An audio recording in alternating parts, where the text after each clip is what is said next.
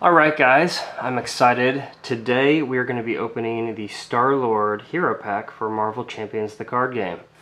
Now, I won't lie to you, this is my second time running through this. My camera died the first time, so technically the cards have already been gone through, but this is my first time today seeing the cards. So we're going to run through this fairly quickly. So first we have Star-Lord, our hero, the main man. 2 thwart, 2 attack, 1 defense. Each ally you control gains the Guardian trait. He also has What Could Go Wrong. As an interrupt, when you play a card from your hand, deal yourself 1 face down encounter card and reduce the resource cost to play that card by 3. So high risk, high reward here. You give yourself extra encounter cards, but it helps you get some more powerful cards out quicker. Hand size of 5 and 10 hit points. Let's check out his alter ego here. Peter Quill, 3 recovery. During setup, you search your deck and discard pile for a copy of the Element Gun upgrade and add it to your hand. So you're guaranteed to have that in your opening hand to be able to place on him. And then with this ability, I think that card costs 3, so you'll be able to play it for free basically if you give yourself an extra encounter card right at the get-go. So you'll have that gun right off the bat. Smooth Talker, choose a card in your hand and swap that card with the top card of your deck. So a little bit of deck control there, which is useful. Let's get to it. Here are his 15 Star-Lord cards. Nova Prime Ally. After you play him from your hand, you can defeat a non-elite minion. 2 thwart, 3 attack. Daring Escape. Deal yourself 1 face down encounter card, ready your hero and draw a card. 3 of those. Gutsy Move. Remove 2 threat from a scheme. Remove 2 additional threat from that scheme for each face down encounter card in front of you. So we're seeing a theme here where you have those extra encounter cards in front of you. You're going to be able to get a lot of bonuses. So it's risky. You're gonna have to deal with a lot more, but it helps you get a lot of stuff out, I think, faster and gives you more options to work with. Sliding Shot. Play only if you control an element gun. Deal 5 damage to an enemy. Deal 2 additional damage to that enemy for each face down encounter card in front of you. Yet again, we're seeing that theme of having those face down encounter cards really be a benefit. Bad Boy, a vehicle.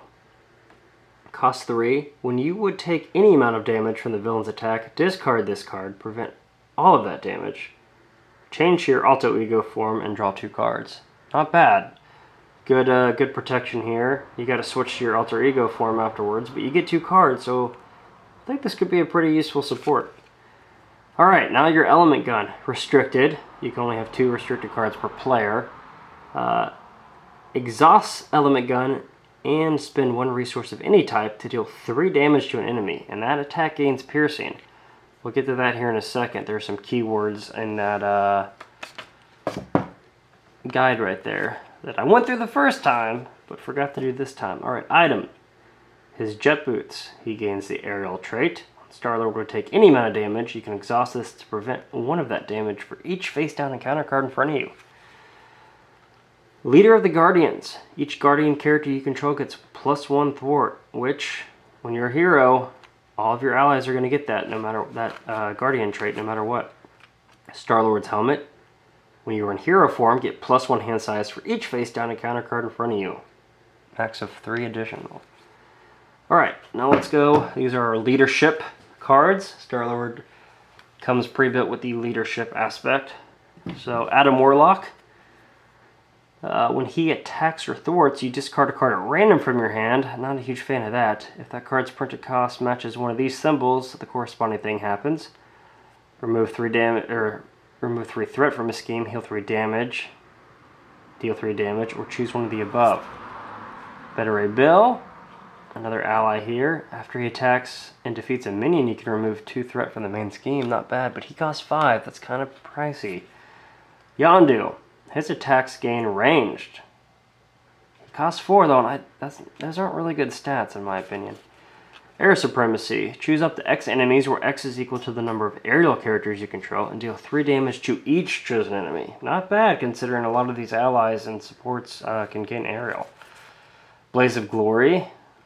Each Guardian character gets +2 thwart and to attack this phase. At the end of the phase, deal 1 damage to each Guardian character. I don't know how I feel about that. Still going with the high risk, high reward aspect here with this, where you boost everybody up, but man, they have to take damage. Get ready, free, ready an ally, not bad. Target practice, when an ally with a weapon upgrade makes an attack, you can discard this and give them +2 for that attack. Not bad for a free card. Max 2 protect, nat. Woo, let me start that one over.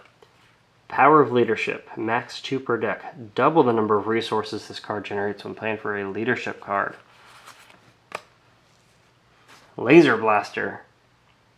Each Guardian ally attached to a... Laser Blaster. Attached to a Guardian ally. Max 1 per ally. That ally gets +1 attack and gains Overkill. Not bad.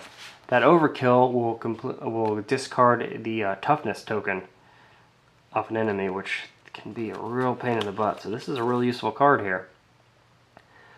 We got Cosmo on our basic cards here. When he attacks or thwarts, you name a card type, then discard the top card of a deck. If that card is of the name type, Cosmo does not take this consequential damage. So generally you got him out for 2 turns, but if you have a little bit of deck control, you may be able to have him out a little bit longer. We got a vehicle here. Spend 2 resources of any type to ready a Guardian character. Nowhere, which is a location. Play only if you have the Guardian trait. Increase your ally limit by 1. And after a player plays a Guardian ally, exhaust it to draw a card.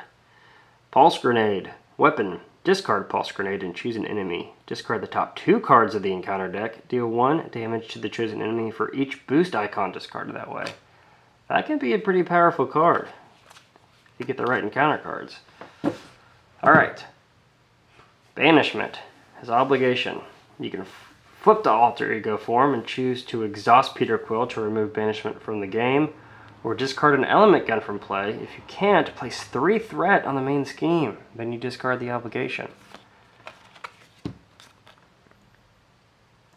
Budding Crime Syndicate. Hinder 2. Mr. Knife. Here is our nemesis. 2/2, 6 health, retaliate 1. The first treachery the engaged player reveals each villain phase gains surge. Whew, not a fan of that. Each time you're going to have at least 2 cards out there, maybe more. When revealed, discard 1 card at random from your hand and take 1 damage and place 1 threat on the main scheme. Not a huge fan. Alright, those are all of the cards in the pre-built deck. So next we're going to just take a look at the extra cards that come with it and see if you want to put those in your deck, if you want to switch from the leadership track to something else. Dive Bomb. Play only if your identity has the aerial trait. Deal 7 damage to an enemy. Deal 1 damage to each other enemy. So hit the villain for a lot of damage and maybe take out some of his minions at the same time. Agile Flight. Play only if your identity has the aerial trait again. Remove a total of up to 5 threat from among schemes as you choose. That could be pretty useful. If you've got 1 or 2 threat left on a side scheme you want to get rid of, you can do that and knock out a little bit on the main scheme as well. Ever Vigilant. Play only if your identity has the aerial trait. Ready your hero and remove 2 threat from the main scheme. And our last card here is Enhanced Awareness. Uses 3 mental counters. Exhaust Enhanced Awareness and remove 1 of the mental counters from it to generate a science resource. Or is that leadership resource? I can never remember. Not bad. Obviously not going to be using those, but starting off here, I'm really excited to play this Star-Lord leadership deck. After looking through these cards really quickly, it seems like, as I've mentioned several times, you know, you can, at the expense of having more encounter cards you have to deal with, you can really get a lot of stuff out here and get it out for quite cheap as well. It kind of makes these larger or higher cost allies like Nova and Beta Ray Bill and Yondu be a lot more manageable when you're able to take 3 cost off of that. mean, for 5, that's an okay card, but for only 2, that's pretty nice. For 3 attack, 3 health. So I'm really excited to try this out. Let me know what you guys think about Star-Lord. If you think you're going to play with him, and if you're going to stick with the leadership track or one of the other ones. I'd like to know what you guys think if you want to leave a comment. Also, if you have a good idea of which heroes you're going to pair Star-Lord with when you guys play like a 2 or 3 player game, I'd love to know what pairings you think would be great. But that is the Star-Lord deck